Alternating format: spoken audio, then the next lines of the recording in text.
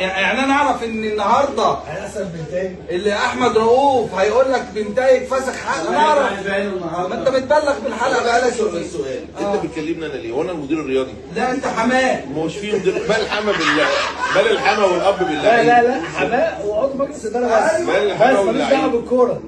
بس بقى المدير الرياضي ساله حبيبك.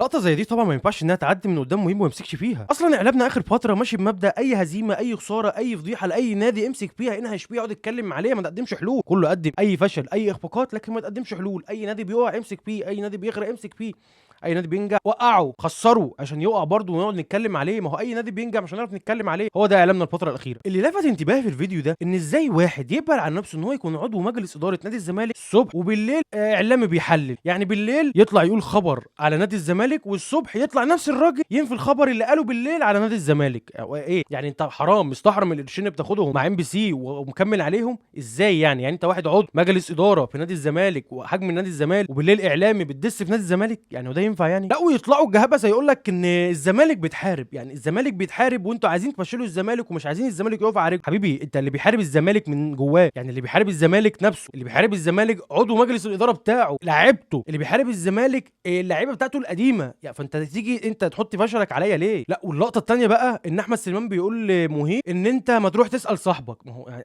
انت عارف يعني ايه ما تروح تسال صاحبك جون ادوارد؟ معنى كده ان اخبار الزمالك كلها متسربه كلها مع الاعلام. دي فضيحه يا جدعان. ما هو حبيبك وصاحبك. يعني انت عارف ان الاخبار، انت عضو مجلس اداره عارف ان اخبار ناديك بتتسرب للاعلام من واحد وماشي الدنيا عادي وساكت. ما الفلوس بتحكم يا باشا.